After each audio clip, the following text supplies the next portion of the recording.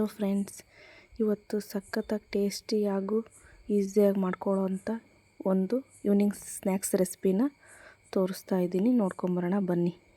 ಮೈಸೂರು ಮಂಡಕ್ಕಿ ರೆಸಿಪಿನ ತೋರಿಸ್ತಾ ಇದ್ದೀನಿ. ಮೊದಲು ಒಂದು ಕಡಾಯಿ ಇಟ್ಕೊಂಡು 2 ರಿಂದ 3 ಸ್ಪೂನ್ ಆಗೋಷ್ಟು ಆಯಿಲ್ನ ಸೇರಿಸ್ಕೊತಾ ಇದ್ದೀನಿ.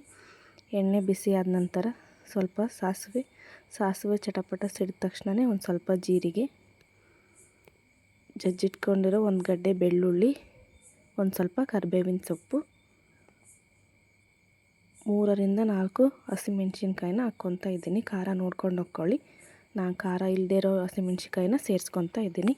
ಒಂದು ದೊಡ್ಡದಾದ ಈರುಳ್ಳಿನ ಚಿಕ್ಕದಾಗಿ ಕಟ್ ಮಾಡಿ ಹಾಕ್ಕೊತಾ ಇದ್ದೀನಿ. ಚೆನ್ನಾಗಿ ಈರುಳ್ಳಿ ಹಸಿ ವಾಸನೆ ಹೋಗೋವರೆಗೂ ಫ್ರೈ ಮಾಡಿಕೊಂಡು ನಂತರ 2 ದೊಡ್ಡದಾದ ಟೊಮೆಟೊನ ಸೇರಿಸ್ಕೊತಾ ಇದ್ದೀನಿ.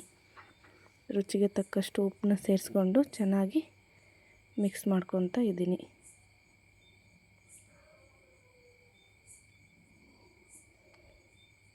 ಯಾರು ಇನ್ನೂ ಚಾನಲ್ನ ಸಬ್ಸ್ಕ್ರೈಬ್ ಮಾಡದೆ ನೋಡ್ತಿದ್ರು ಪ್ಲೀಸ್ ಸಬ್ಸ್ಕ್ರೈಬ್ ಮಾಡಿ, ಲೈಕ್ ಮಾಡಿ, ಶೇರ್ ಮಾಡಿ. ನೋಡಿ, ಈಗ ಈರುಳ್ಳಿ ಹಸಿ ವಾಸನೆ ಹೋಗಿ ಟೊಮೆಟೊ ಚೆನ್ನಾಗಿ ಫ್ರೈ ಆಗಿ ಸಾಫ್ಟ್ ಆಗಿದೆ. ಈಗ ಒಂದು ದೊಡ್ಡ ಸ್ಪೂನ್ ಆಗೋಷ್ಟು ಅರಿಶಿನ ಪುಡಿನ ಸೇರಿಸ್ಕೊಂಡು ಚೆನ್ನಾಗಿ ಹಸಿ ವಾಸನೆ ಹೋಗೋವರೆಗೂ ಮಿಕ್ಸ್ ಮಾಡ್ಕೋಬೇಕು. ನೋಡಿ, ಈಗ ಚೆನ್ನಾಗಿ ಹಸಿ ವಾಸನೆ ಹೋಗೋವರೆಗೂ ಫ್ರೈ ಆಗಿದೆ. ಮೀಡಿಯಮ್ ಫ್ಲೇಮ್ ಇಟ್ಕೊಂಡು ಚೆನ್ನಾಗಿ ಮಿಕ್ಸ್ ಮಾಡಿಕೊಂಡು ಗ್ಯಾಸ್ನ ಆಫ್ ಮಾಡ್ಕೊತಾ ಇದ್ದೀನಿ. ಕೊನೆಯಲ್ಲಿ ಒಂದು ಸ್ವಲ್ಪ ಕೊತ್ತಂಬರಿನ ಚಿಕ್ಕದಾಗಿ ಕಟ್ ಮಾಡಿ ಸೇರಿಸ್ಕೊಂಡು ಇದು ಮಸಾಲೆ ಪೂರ್ತಿ ತಣ್ಣಗಾಗೋವರೆಗೂ, ಕೂಲ್ ಆಗೋವರೆಗೂ 5 ನಿಮಿಷ ಹಾಗೆ ಬಿಡಬೇಕು. ನೋಡಿ, ಈಗ 5 ನಿಮಿಷ ಬಿಟ್ಟು ನಂತರ ಪೂರ್ತಿ ಕೂಲಾದ ನಂತರ 1-2 ಸ್ಪೂನಷ್ಟು ಪುಟಾಣಿ ಹಿಟ್ಟು ಅಂದರೆ ಹುರುಗಡ್ಲೆ ಹಿಟ್ಟನ್ನ ಸೇರಿಸ್ಕೊತಾ ಇದ್ದೀನಿ.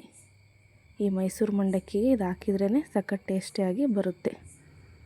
ನೋಡಿ, ಮಸಾಲೆ ಪೂರ್ತಿ ತಣ್ಣಗಾದ ನಂತರ 2 ಸ್ಪೂನಷ್ಟು ಹುರುಗಡ್ಲೆ ಹಿಟ್ಟನ್ನ ಸೇರಿಸ್ಕೊಂಡು ಚೆನ್ನಾಗಿ ಮಿಕ್ಸ್ ಮಾಡಿಟ್ಕೊಂಡಿರೋ ಹುಳಿಗೆ ಎಷ್ಟು ಅವಶ್ಯಕತೆ ಇದೆಯೋ ಅಷ್ಟು ಮಂಡಕ್ಕಿನ ಸೇರಿಸ್ಕೊಂಡು ಚೆನ್ನಾಗಿ ಮಿಕ್ಸ್ ಮಾಡ್ಕೋಬೇಕು. ನೋಡಿ, ಈಗ ಮಸಾಲೆ ಎಲ್ಲ ಮಂಡಕ್ಕಿಗೆ ಹೊಂದ್ಕೊಳ್ಳೋ ಥರ ಚೆನ್ನಾಗಿ ಮಿಕ್ಸ್ ಮಾಡ್ಕೊತಾ ಇದ್ದೀನಿ. ನೋಡಿ, ಈಗ ಸಖತ್ ಆ್ಯಂಡ್ ಈಸಿ ಟೇಸ್ಟಿಯಾಗಿರೋ ಮೈಸೂರು ಮಂಡಕ್ಕಿ ರೆಡಿಯಾಗಿದೆ. ಇದು ಈವ್ನಿಂಗ್ ಸ್ನ್ಯಾಕ್ಸ್ ಈಸಿಯಾಗಿ ಮಾಡ್ಕೊಳ್ಳೋಂಥ ಸ್ನ್ಯಾಕ್ಸ್ ರೆಸಿಪಿ ಆಗಿರುತ್ತೆ. Thank you for watching. ಯಾರು ಇನ್ನೂ ಚಾನಲ್ನ ಸಬ್ಸ್ಕ್ರೈಬ್ ಮಾಡದೆ ನೋಡ್ತಿದ್ರು ಪ್ಲೀಸ್ ಸಬ್ಸ್ಕ್ರೈಬ್ ಮಾಡಿ, ಲೈಕ್ ಮಾಡಿ, ಶೇರ್ ಮಾಡಿ.